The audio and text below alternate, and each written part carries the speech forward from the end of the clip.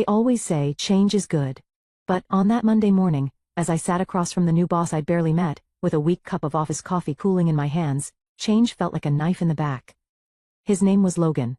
Logan Pierce, 30-something, expensive suit, gelled hair, the kind of man who spoke like a TED Talk but listened like a brick wall. It was his first day. Mine, my March. 10 years. 10 years of early mornings, late nights, skipped vacations, patch systems, and quiet successes. I didn't need applause. I needed respect. And now, with his lips curled into a corporate smirk, Logan was about to throw it all away before even learning how the coffee machine worked. He leaned back, steepling his fingers like he'd practiced this exact posture in front of a mirror. "Jenna," he began, voice smooth like a mark. He leaned back, steepling his fingers like he'd practiced this exact posture in front of a mirror. "Jenna," he began, voice smooth like a marketing pitch. "This isn't personal, we're just restructuring, fresh faces, new energy, you understand, right?" I stared at him for a second, letting the silence settle. "Of course," I said, my voice even. "Thanks for the notice." His smile widened. He thought I was being professional, cooperative, maybe even grateful. But deep down, I wasn't even angry yet. Not yet. I stood slowly, brushing non-existent dust from my blazer. My heart was pounding, but my face remained calm, polished. The version of me they had grown used to, composed, competent, quiet. I knew every corner of this building, every weakness in its systems, every shortcut in its code because I built them from the ground up. And he had no idea that the software he was about to gamble the company's future on, my software, wasn't theirs to command. The patent was in my name, filed years ago, ironclad. I walked out of the office without another word, the door clicking softly behind me. The hallway felt longer than usual, fluorescent lights buzzing above me. My coworkers were glued to their screens, whispering, stealing glances. The news had spread like it always did in corporate buildings, not officially, but fast. Nobody met my eyes. No one ever does when loyalty becomes inconvenient. Back at my desk, I packed my things slowly. A photo of me and my brother from a hiking trip in Oregon. A coffee mug with a cracked handle. A small cactus I'd named Wallace that somehow survived 3 office moves. I moved deliberately, letting the routine ground me. My badge, my USB key, and finally, my laptop. I moved deliberately, letting the routine ground me. My badge, my USB key, and finally, my laptop. That's when the ache began to set in. Not anger, not sadness, but something heavier. Betrayal. I had built that system during sleepless nights when the budget didn't allow for another engineer. I had documented every step, designed every patch, and made sure no one could manipulate it without the proper keys. My keys. I had worn the board years ago. Put my name on the software or I walk. They agreed, signed the documents, filed the paperwork, then forgot. They always forget the woman behind the curtain until the curtain collapses. By the time I got home, the weight of the day began to settle. I changed into sweatpants, sat at my kitchen counter, and stared blankly at the blinking cursor on my laptop. But instead of tears, a slow cold clarity washed over me. Logan Pierce had made a mistake. He thought he was cutting costs. He thought I was replaceable. He thought I was just an employee. What he didn't know was that the very foundation of Archer's systems, the database infrastructure, the client dashboards, the custom logic trees that held every deal together, belonged to me. And in 5 days I would make sure he knew it because the license, it had to be renewed every fiscal quarter, and Friday at midnight, it expired. I had 2 options. Renew it quietly and walk away with my pride, or let the software revert to restricted mode, a locked system, inaccessible without my private key. No sabotage, no hacking, just business. Their game, my rules. I sipped my tea slowly, my mind calculating every angle. If they wanted to save themselves, they'd have to crawl back. Not for my job, but for permission to keep the company running. A smirk tugged at the corner of my mouth, the same kind Logan had worn this morning. Let's see how he liked it. Next Friday would be unforgettable. And I wouldn't even have to raise my voice.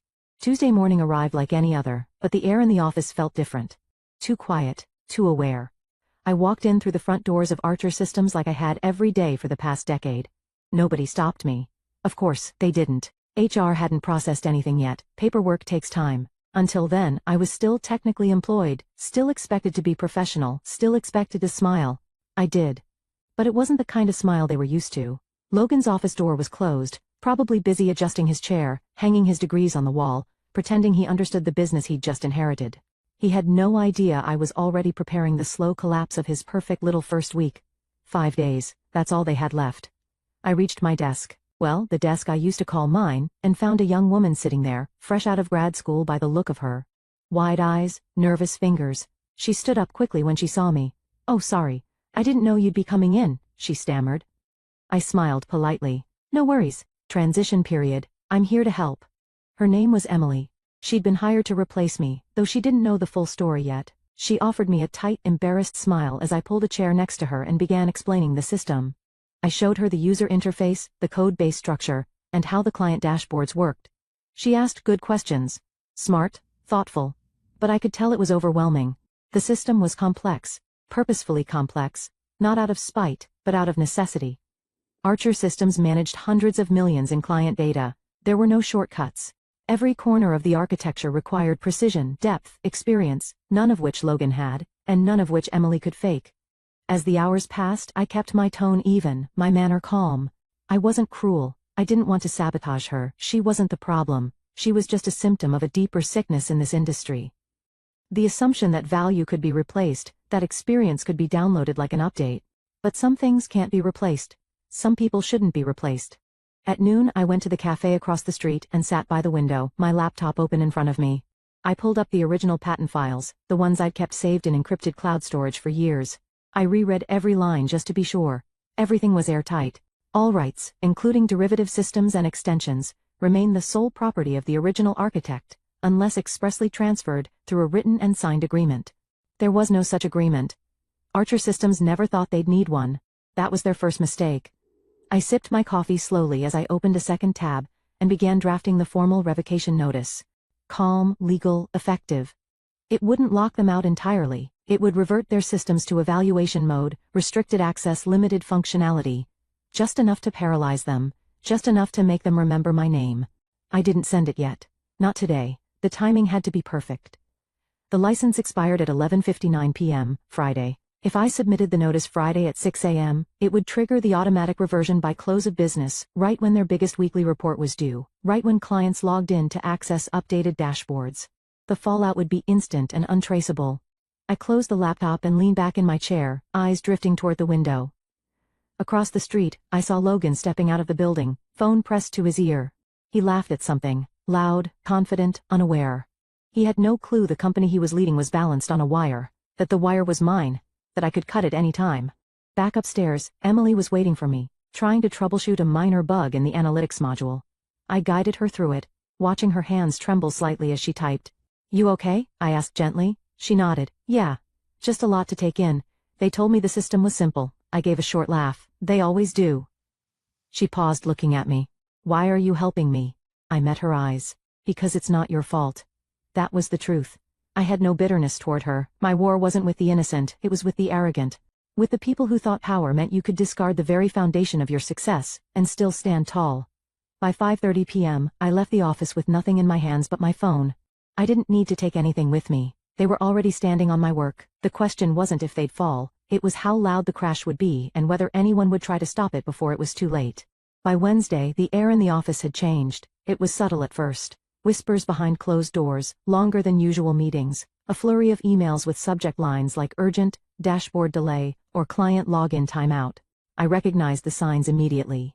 The system wasn't crashing yet, but it was starting to cough, stumble, like an engine that had been pushed too hard without ever being serviced.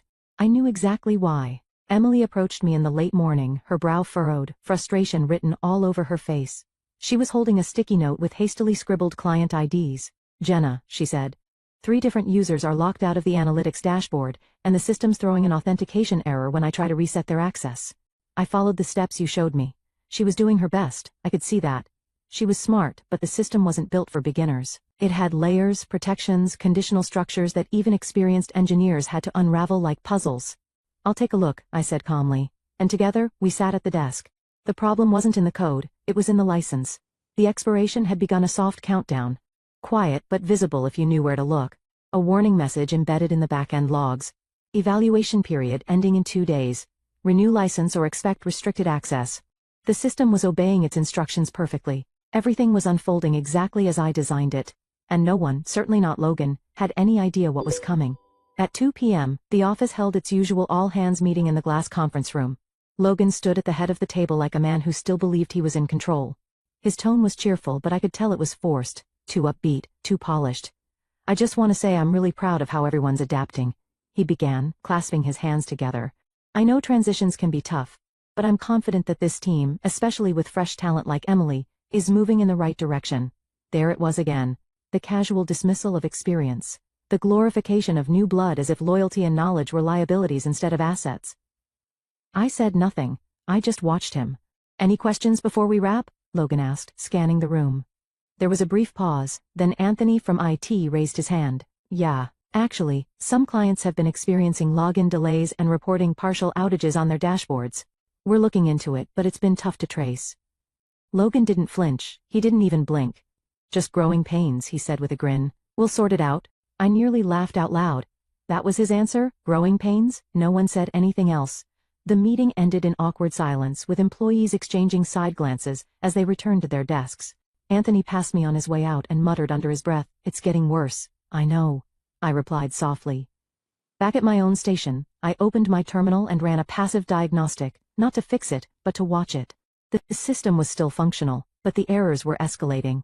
Minor things, refresh lag, API call failures, intermittent timeouts. But the real collapse would come Friday. These were just tremors before the quake. I could have warned them. I could have told Logan to check the license, but I didn't. I had warned them years ago. They chose to forget. They chose arrogance over respect. Now they could deal with the consequences. That evening, as I walked out of the building, I saw Logan in the lobby talking animatedly to someone on the phone. His voice was tight now, tinged with frustration. Not panic yet, but tension. He glanced at me as I passed, giving a curt nod. I returned it with a blank expression. In his mind, I was still just a box to check, a courtesy, a relic of the old guard being phased out. He hadn't connected the dots, not yet. At home, I lit a candle, made tea, and opened my laptop. The revocation letter was ready, sitting in draft. I read it over one more time. Per patent number 118,543-B, ownership of all proprietary systems and associated frameworks remains solely with the creator, effective immediately. Access is rescinded. All I had to do was click send, but not tonight. Tomorrow the final day would be the turning point. The cracks were visible, but they still didn't believe the building could fall. They would. Thursday felt like the moment right before a storm, still heavy waiting. When I stepped into the office, the silence wasn't just awkward, it was brittle, as if the entire building knew something was wrong but didn't dare say it out loud. I walked past rows of desks where conversations were reduced to whispers, where monitors flashed with error screens and support tickets piled up faster than IT could respond. I saw Anthony pacing by the server room, phone pressed to his ear. He looked up and gave me a grim nod. I didn't need to ask, I already knew. The system was unraveling.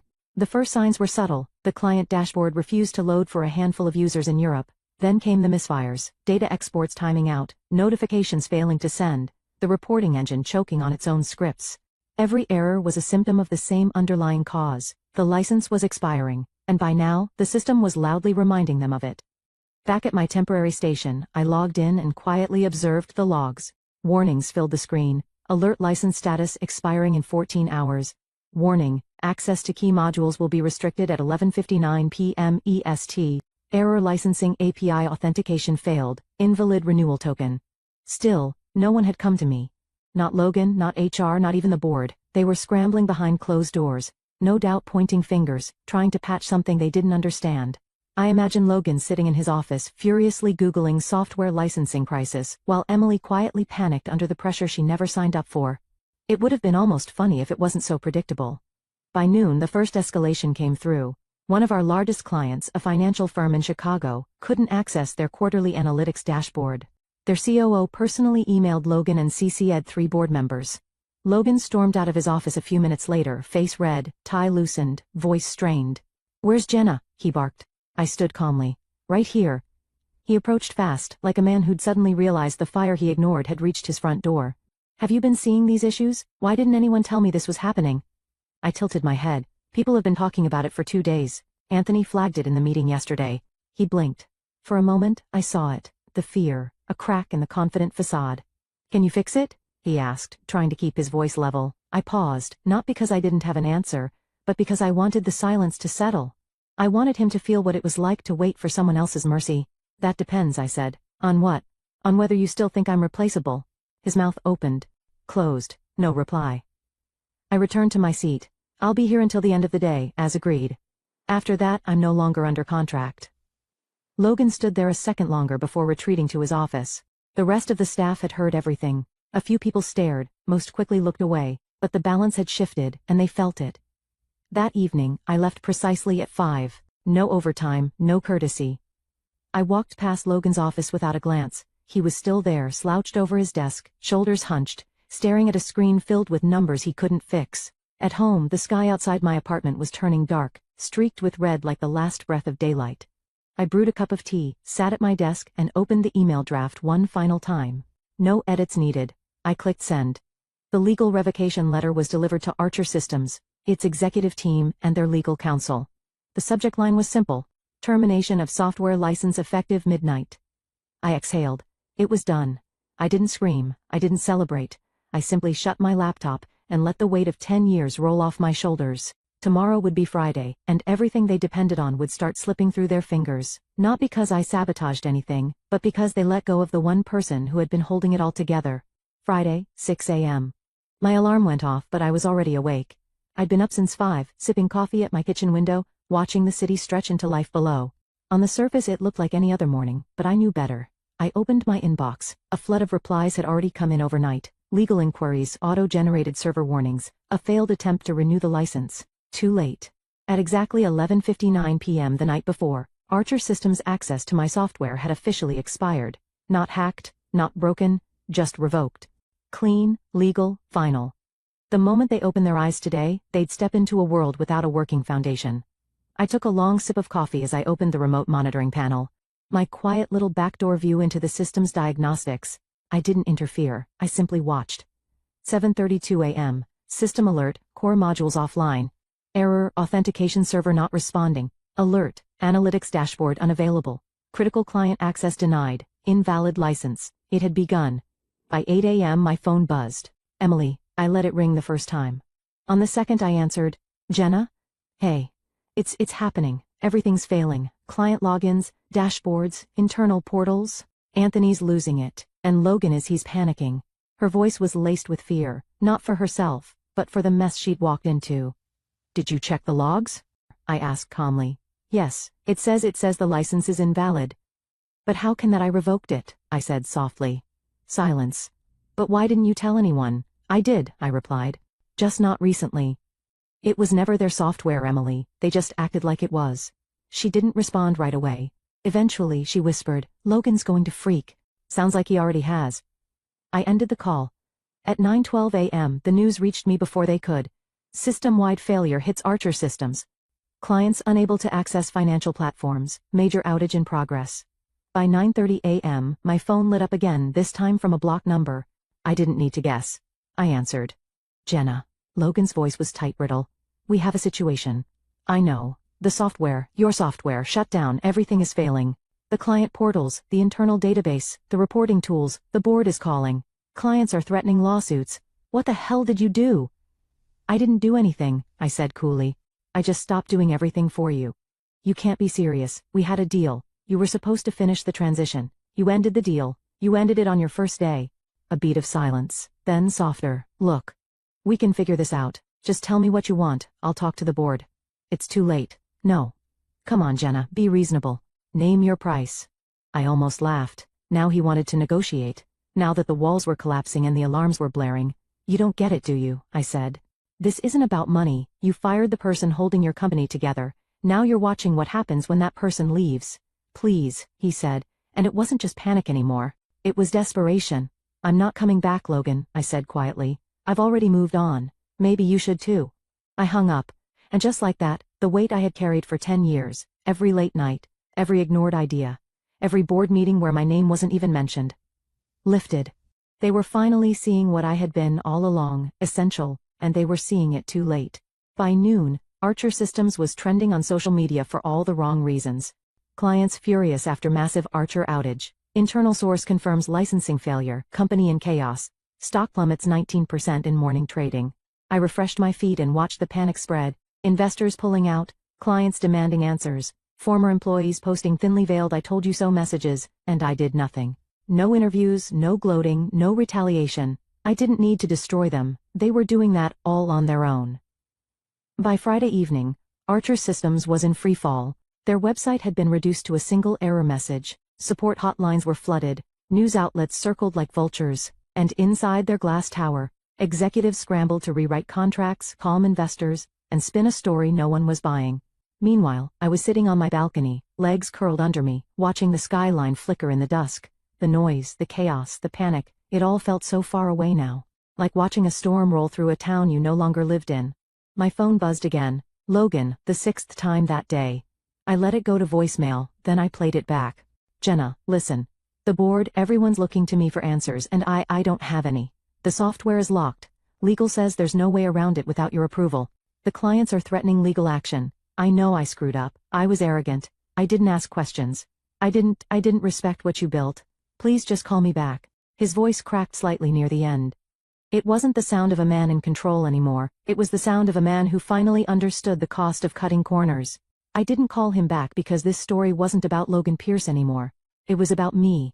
About the 10 years I spent giving everything to a company that saw me as a line item. About the mornings I showed up early.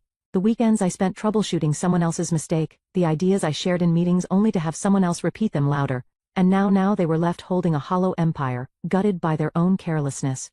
I opened my laptop one last time and checked my inbox. Offers, dozens, tech firms, venture capitalists, startups, even a few competitors of Archer Systems, who are now very, very interested in the woman who brought a multi-million-dollar company to its knees without raising her voice. But I wasn't looking for a job. I wasn't looking to build someone else's dream again. So I hit delete. Every offer, every flattery-filled message, every corporate pitch, gone. I didn't need validation, I needed vision. The next morning, I walked into the offices of a small but well-connected venture group downtown. The founder was a woman I'd met years ago at a conference. Someone who remembered my name when no one else did. She greeted me with a smile. Jenna Sinclair, word travels fast. I smiled back. So I've heard.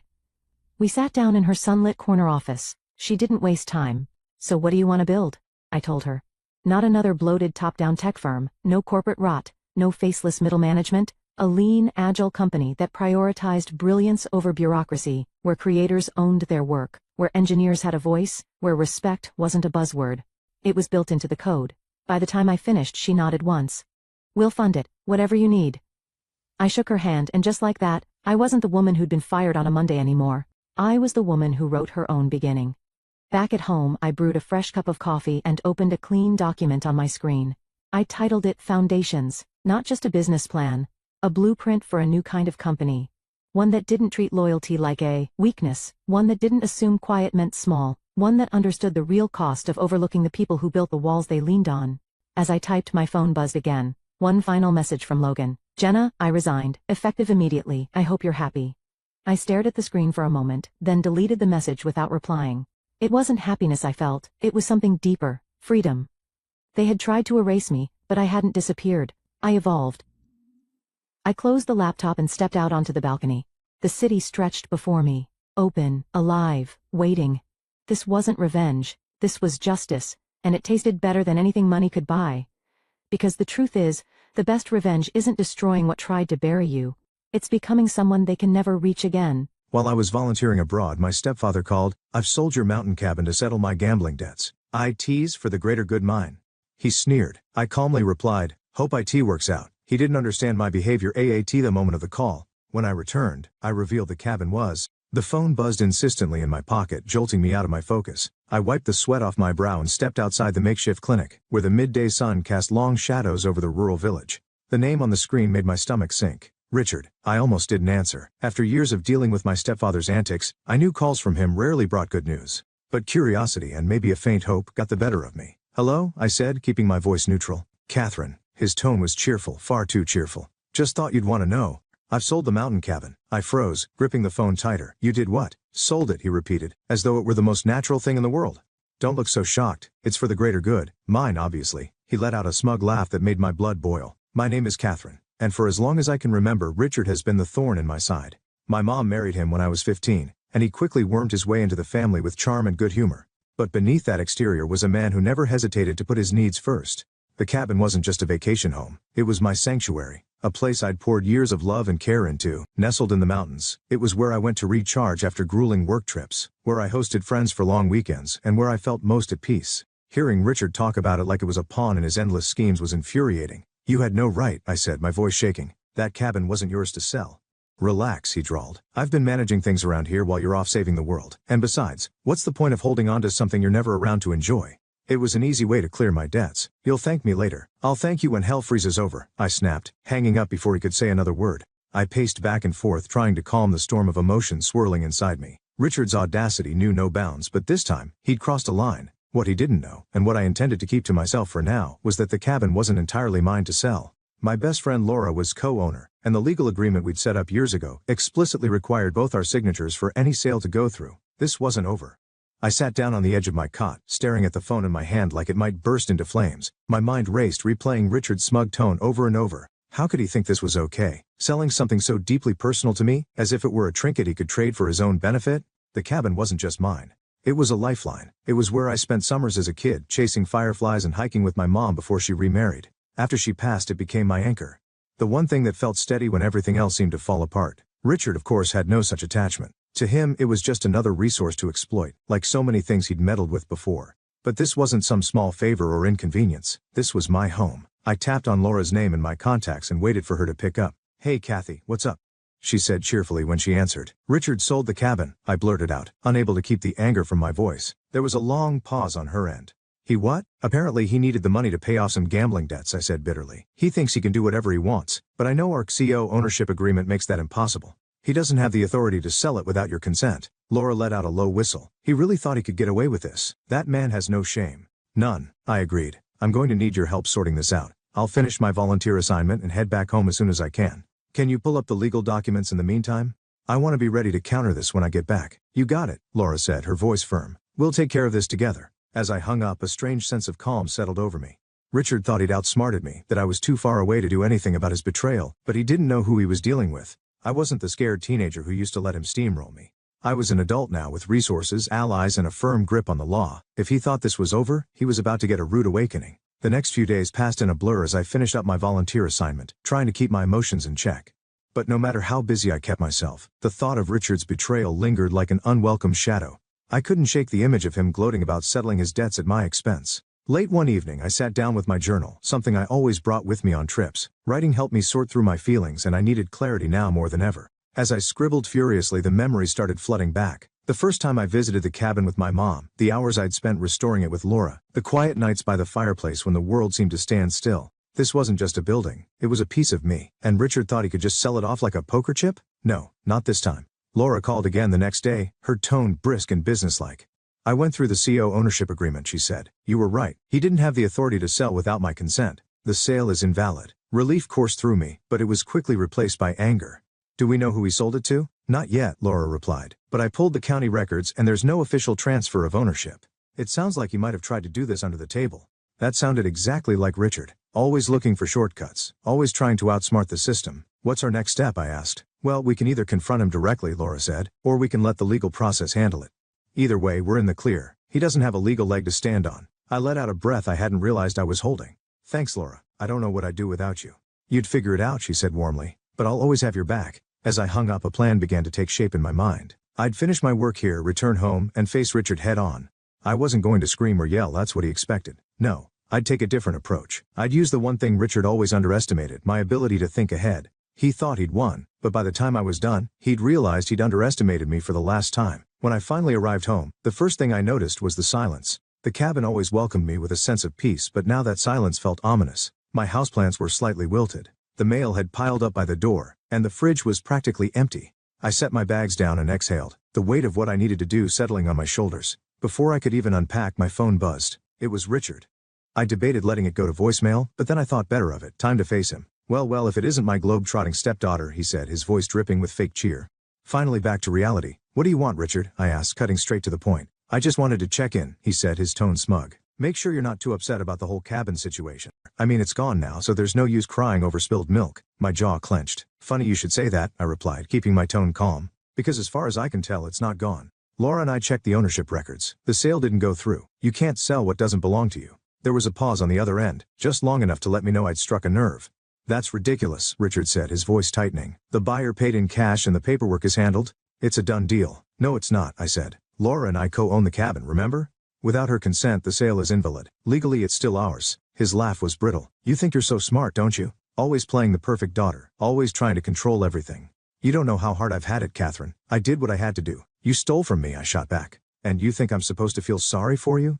You've made your choices, Richard, and now you'll have to live with them. The conversation ended with him hanging up on me, and I was left standing there, phone in hand, shaking with a mix of anger and triumph. For years I'd let Richard manipulate situations, guilt-trip me, and take advantage of my patience, but not anymore. I wasn't just defending the cabin, I was reclaiming my boundaries, my voice, and my peace of mind. The next morning, I sat at the kitchen table, my laptop open, reviewing the documents Laura had sent me. The CO ownership agreement was crystal clear. Neither of us could sell the cabin without the other's written consent. Richard's actions weren't just unethical, they were blatantly illegal. My thoughts were interrupted by a sharp knock at the door. When I opened it, there he was, Richard, wearing his usual smug expression. "Mind if I come in?" he asked, though he didn't wait for an answer before stepping inside. I folded my arms, watching as he made himself comfortable in one of my chairs. "What do you want, Richard?" "Look, Catherine," he started, his tone dripping with condescension. "I know you're upset, but you have to understand my position. I was desperate. The people I owed money to weren't exactly patient." I raised an eyebrow. "And you thought stealing my property was the solution?" "Borrowing," he corrected, as though that made it better.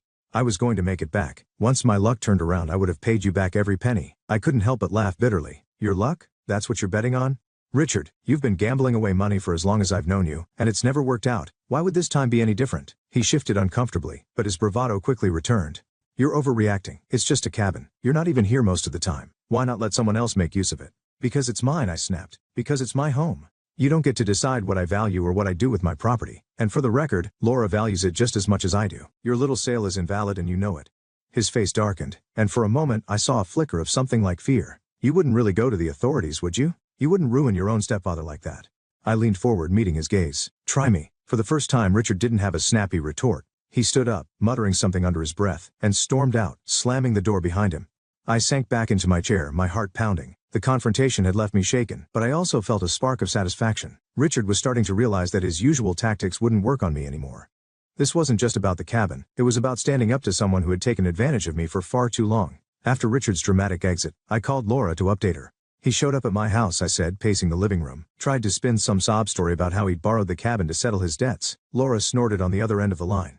"Borrowed? Does he even hear himself? What did you say?" "I told him the sale was invalid. And if he pushed me, I'd go to the authorities," I replied. That seemed to shake him a little.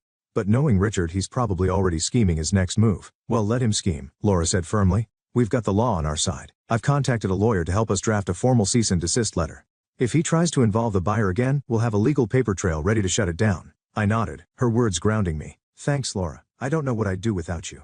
"You'd figure it out," she said. "But we're in this together." Over the next few days I focused on gathering all the evidence I could. I documented the CO ownership agreement, collected screenshots of text messages Richard had sent about the sale, and even tracked down the real estate agent who had been involved. When I contacted the agent, her voice was tense. "Look, I didn't know the full situation," she said quickly. "Richard told me he had permission to sell. If I'd known the cabin had a CO owner, I never would have touched the deal." "Well, now you do," I said, keeping my tone even. "I'm not trying to drag you into this, but I need your cooperation. Can you confirm that Richard signed the paperwork alone?" "Yes," she admitted. "The buyer hasn't paid in full yet because I flagged the transaction as unusual. I can provide you with the documents if you need them." "That would be helpful," I said, jotting down her information. As I hung up, I felt a renewed sense of determination. Richard had banked on me being too passive or too distant to fight back, but he was about to learn just how wrong he'd been. That evening, Laura called with more good news. "The letter's ready," she said. "We'll send it first thing tomorrow. And if he tries to pull anything else, we'll escalate." "Perfect," I replied, a small smile creeping onto my face. For the first time in weeks, I felt like I was gaining control of the situation. Richard thought he could steamroll me, but he was about to find out that I wasn't so easily defeated. The next morning, Laura and I finalized the cease and desist letter and sent it to Richard. The language was clear and unyielding. Any further attempts to claim ownership of the cabin or engage the buyer would result in legal action. I imagined his reaction when he received it, probably a mix of outrage and disbelief. For years he'd gotten away with manipulating and intimidating people into submission. But this time, he was up against a wall he couldn't charm his way through. Later that day, the real estate agent emailed me the documentation she'd promised. Seeing Richard's signature on the fraudulent sale agreement made my stomach churn, but it also solidified my resolve. He hadn't just crossed a line, he'd bulldozed over it. That evening, I got a call from Detective Miller, a local officer Laura had contacted to help with the case. "Miss Daniels," he began, his tone professional, "I've reviewed the documents you and Miss Langley provided. It's clear that the sale was unauthorized. Based on the evidence, we can move forward with a formal investigation if you'd like." "Yes," I said without hesitation. "I want to pursue this," Detective Miller continued. "We'll start by contacting the buyer and explaining the situation. If Richard continues to interfere, we'll escalate to criminal charges for fraudulent misrepresentation." "Thank you, Detective," I said. "Please let me know if you need anything else from me." As I hung up, I felt a mix of relief and anticipation. The wheels were in motion now, and there was no turning back. The next day, Richard called. His voice was laced with anger, but there was an edge of desperation beneath it. "Do you have any idea what you've done, Catherine?" he demanded. "You're ruining everything." "No, Richard," I replied calmly. "I'm protecting what's mine. You did this to yourself. You've always been so ungrateful," he sneered. "I stepped in when your mom couldn't handle things. And this is how you repay me?" I couldn't help but laugh bitterly. "You didn't step in, Richard. You took over. You manipulated, lied, and used people to get what you wanted. And now you're paying the price." He started to argue, but I cut him off. "This conversation is over. If you have anything else to say, take it up with my lawyer." I hung up and leaned back in my chair, my heart racing. Richard's days of pushing me around were over, and I was finally in control. 2 days later, Detective Miller called me with an update. "Miss Daniels, we've spoken with the buyer, and they've agreed to halt the transaction. They were unaware of the CO ownership agreement and are willing to cooperate with any further investigation." Relief flooded through me. "That's great news. Does this mean the sale is officially void?" "Yes," he confirmed. "The cabin remains under your and Miss Langley's ownership. However, we'll need to keep the case open to address your stepfather's fraudulent actions. Do you wish to press charges?" I hesitated for only a moment. "Yes," I said firmly. "I want him held accountable." "Understood," Detective Miller said. "We'll proceed accordingly. Thank you for your cooperation." After the call, I let out a deep breath. For the first time in weeks, I felt a sense of calm returning. The cabin was safe and Richard's schemes were unraveling. Later that afternoon, I called Laura to share the news. "The sale is officially void," I told her. "The buyer's backing out, and the cabin is ours again." "That's a huge win," Laura said, her excitement evident. "But what about Richard?" "The police are moving forward with their investigation," I explained. "He's not getting away with this." "Good," she said. "It's about time someone stood up to him." Her words stuck with me long after we hung up. For years I'd let Richard get away with so much. His manipulations, his entitlement, his complete disregard for boundaries. But this time, I'd fought back, and it felt like a turning point not just for this situation, but for how I approached everything in my life. That evening, I went to the cabin for the first time since coming home. Stepping inside, I felt an overwhelming wave of emotion. The smell of the wood panels, the familiar creak of the floorboards, it all reminded me of why this place meant so much to me. I sat by the fireplace, letting the quiet of the mountains wash over me. This was my haven, the place where I'd built memories, celebrated milestones, and found peace in the chaos of life. And it was still mine, no thanks to Richard. For the first time, I let myself smile. I wasn't just reclaiming a property, I was reclaiming a part of myself. A week later, Detective Miller called with the final update. "Miss Daniels, I wanted to let you know that your stepfather has been formally charged with fraudulent misrepresentation and attempted theft of property. He'll be required to appear in court. And based on the evidence we've gathered, the case against him is strong." Hearing those words brought a mix of emotions, relief, vindication, and even a touch of sadness. "Thank you for everything, Detective," I said sincerely. "You handled this situation with a lot of strength," he replied. "It's not easy to stand up to family, but you did the right thing." After the call, I sat quietly for a while, processing the weight of everything that had happened. Richard had been such a constant force in my life for years, albeit a toxic one. And now I was finally free from his manipulations. The next day, Laura and I met at the cabin. She'd brought a bottle of wine to celebrate, and we sat on the porch overlooking the mountains, the crisp air carrying the scent of pine and earth. "To us," she said, raising her glass, "and to not letting anyone push us around." I clinked my glass against hers, laughing softly. "To us." As we talked, I realized how much I'd learned from this ordeal. I'd spent so much of my life avoiding conflict, trying to keep the peace, especially with Richard. But this time, I'd stood my ground, and it felt like a turning point. Not just for my relationship with him, but for how I saw myself. "You know," Laura said, interrupting my thoughts, "this cabin has always been more than just a property. It's a symbol of everything we've built, everything we've worked for. Don't ever let anyone take that from you again." Her words hit home. The cabin wasn't just a house in the mountains. It was a reflection of my independence, my resilience, and my determination to protect what mattered most to me. Later that night, as I sat by the fireplace, I felt a peace I hadn't known in years. Richard's betrayal had tested me in ways I never expected, but it had also shown me how strong I could be. The cabin was safe, my boundaries were firmly in place. And for the first time in a long time, I felt truly in control of my life. In the weeks that followed, life slowly settled into a new rhythm. The cabin, once a battleground for Richard's greed, became my refuge again. Each creak of the floorboards, every rustle of the trees outside reminded me of what I'd fought to protect. I didn't hear much from Richard after the charges were filed. My mom called once, her voice hesitant. "You know how he gets Catherine," she said, her usual defense of him ringing hollow this time. "I do," I replied evenly. "And that's why I did what I had to do." She didn't argue. For the first time, there was no attempt to guilt me, no desperate plea for reconciliation. Just a quiet sigh before she said, "I hope you find peace." "I already have," I said, and I meant it. Laura and I spent the next few weekends working on small renovations to the cabin. We painted the porch, patched up the roof, and planted a few wildflowers along the edge of the property. With every nail hammered and brushstroke applied, it felt like I was reclaiming more than just the space. I was reclaiming myself. One evening, as we sat on the porch watching the sunset, Laura turned to me. "So what's next for you, Kathy? You've taken back the cabin, stood up to Richard. What's the next big move?" I thought about her question for a moment, the answer coming to me with surprising clarity. I'm going to keep doing what I love, I said. Volunteering, traveling, living my life on my terms. But this time I'm not letting anyone else dictate how I live it. She smiled, raising her glass. To that, as the days passed, I found myself reflecting more on everything I learned from this ordeal. It wasn't just about the cabin or even Richard. It was about realizing my own strength. For years I'd let his behavior dictate how much I pushed back, how much I tolerated. But now, I knew I was capable of setting boundaries and holding them, no matter how uncomfortable it made others. The cabin stood as a symbol of that growth, a reminder that I didn't have to sacrifice my peace or my values for anyone else's comfort. One evening, as the sun dipped below the mountains, I stood on the porch breathing in the cool pine-scented air. For the first time in years, I felt truly at home, not just in the cabin but in my own life.